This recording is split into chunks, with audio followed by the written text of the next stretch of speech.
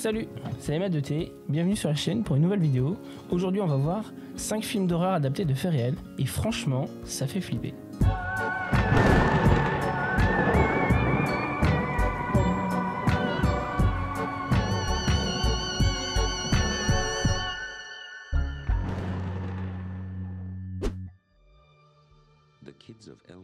Freddy Krueger, le personnage qui nous a terrifiés dans sa collection de films, met en scène l'esprit d'un serial killer qui continue ses crimes au travers des cauchemars. Le film est devenu culte avec cette revisite du croque-mitaine couvert de brûlures et armé d'un gant aux lames de rasoir. La règle dans ces films elle est assez simple, tu ne dois pas dormir, sinon il vient te tuer.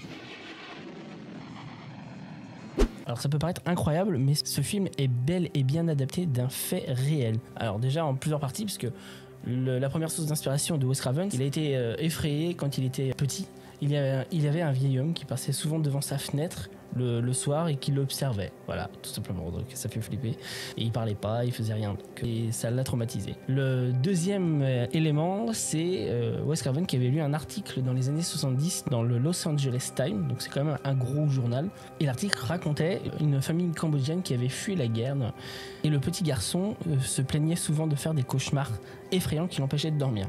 Et dans ces cauchemars, il racontait souvent qu'une créature ou quelque chose le poursuivait et qui voulait lui faire du mal en fait. Et il avait tellement peur de s'endormir que le petit garçon pouvait rester éveillé pendant plusieurs jours. Malheureusement, il finit par s'endormir. Et au beau milieu de la nuit, au beau milieu d'une nuit, ses parents se sont réveillés après avoir entendu l'enfant hurler comme il n'avait jamais hurlé. Malheureusement, lorsque les parents sont arrivés dans la chambre, le petit garçon était décédé. Il y a eu d'autres cas similaires d'hommes réfugiés qui se sont installés aux États-Unis, qui ont souffert du même problème et qui sont aussi décédés pendant leur sommeil. Aux États-Unis, on avait même donné un nom à ce phénomène, on parlait du syndrome de la mort asiatique.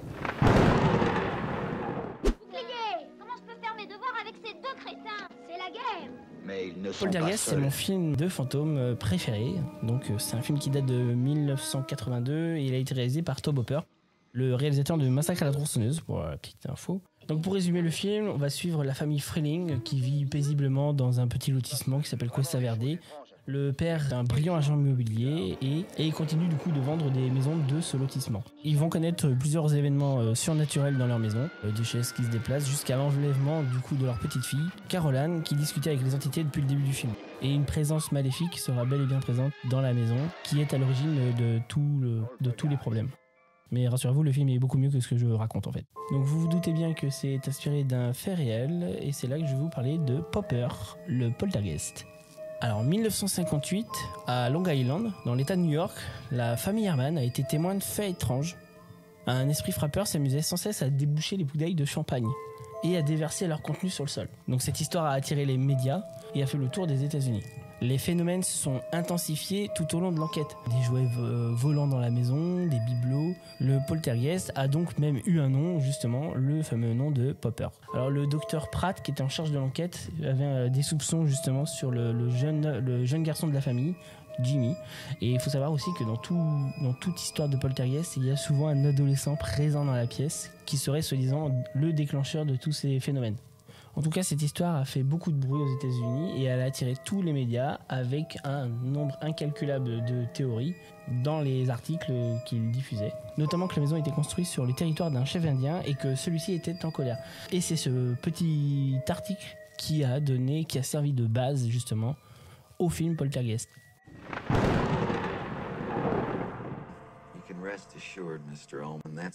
Jack Torrance, qui est écrivain, et il est engagé comme veilleur pendant l'hiver d'un grand hôtel isolé du Colorado, l'Overlook, où il espère justement surmonter sa panne d'inspiration.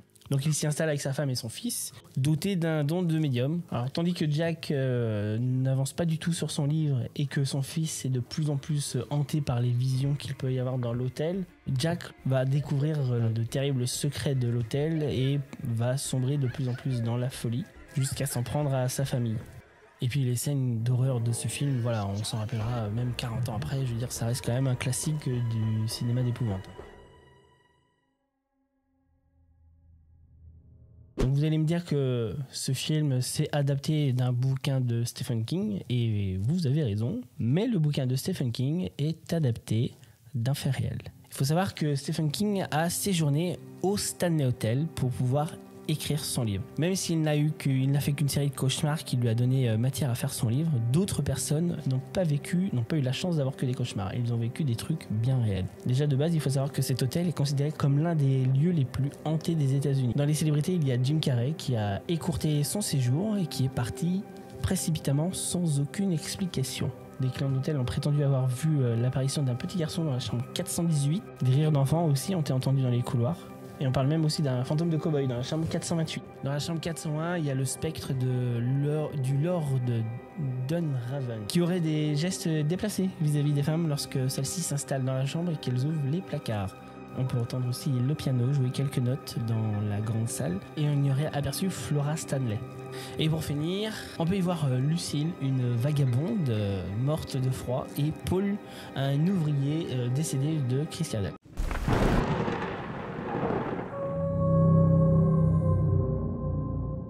J'ai eu plusieurs visions quand j'étais plus jeune. Et après chacune d'elles, la même pensée restait dans ma tête. Alors, missionnée par le Vatican, une jeune sœur enquête sur le suicide d'une nonne dans une abbaye roumaine.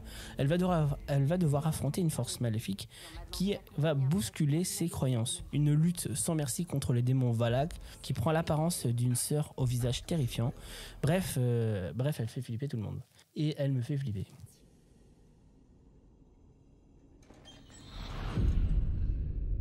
Bonjour. Pour ce film qui fait partie du Conjuring Universe et qu'on a découvert la première fois dans Conjuring 2, le cas Enfield, le réalisateur James Wan a totalement imaginé l'apparence de la créature au dernier moment avant de tourner. Donc, bonne nouvelle, le personnage de la nonne est fictif, mais pas tout à fait. Il y a quelques éléments qu'on pourrait expliquer. Dans le film, la nonne est la représentation du démon Valak, ou même Volak, qui, suivant les différentes versions, est bien présent dans plusieurs écrits bibliques ou même de sorcellerie. Il s'agirait du président des enfers, chef des armées. Et il aurait l'apparence d'un enfant avec des ailes d'ange qui monte un dragon à 2 têtes. Ensuite, pour la construction du personnage, Lorraine Warren a confié aussi avoir été poursuivie toute sa vie par une entité, par un démon. Elle le décrivait comme un vortex tourbillonnant caché dans une capuche. Voilà, donc on peut revoir un petit peu le lien. Et c'est là que du coup que James Wan a pensé à mélanger les deux pour faire le personnage de la nonne qui donnait une image contradictoire entre la nonne et le démon. Mais il faut savoir que la nonne est l'une des nombreuses entités rencontrées par le couple Warren. Alors, est-ce que vous connaissez le point commun entre Psychose, Scream, Le Silence des Agneaux ou même Massacre à la tronçonneuse?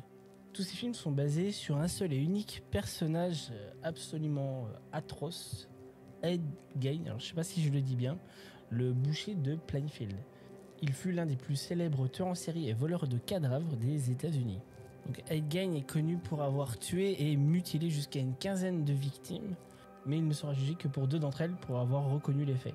Lorsqu'il s'est fait arrêter, on a retrouvé des morceaux de corps humain partout chez lui, des gants, des draps, des abat-jours en peau humaine.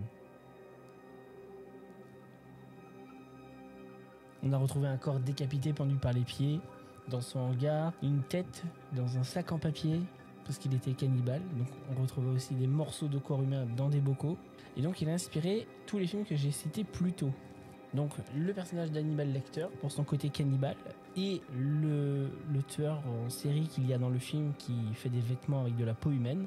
Il a inspiré aussi la création du personnage de Leatherface, alors je sais pas si je le dis bien, mon accent est pourri, de Massacre à la tronçonneuse parce qu'il mutilait il mutilait ses victimes, il les découpait. Et il a aussi inspiré le personnage de Norman Bates dans Psychose et la série Bates Motel. Aussi. Ainsi que la série Scream, pas les films mais la série Scream qui se sont inspirés de ses actes. Bref, un paquet de films à lui tout seul avec un seul taré. Donc Ed Gein au final ne sera pas vraiment jugé pour ses actes. La petite ville n'ayant pas assez de moyens pour financer un procès à des millions de dollars, ne va le juger que pour les deux corps qu'ils ont retrouvés chez lui, donc pour 2 victimes et non les 15 autres qu'ils ont retrouvés. Ils ont retrouvé des os, ils ont retrouvé parce qu'il était voleur de cadavres, donc il va être trimballé d'une cellule à un hôpital psychiatrique jusqu'à la fin, quasiment jusqu'en 78, et il mourra 6 ans plus tard d'un cancer des intestins. Voilà, c'est la fin de cette vidéo. J'espère qu'elle vous a plu, que vous avez eu peur et que vous avez appris des choses en ma compagnie. Vous ne regarderez plus les films d'horreur de la même manière. C'était Emma2T. À bientôt pour une prochaine vidéo. Salut!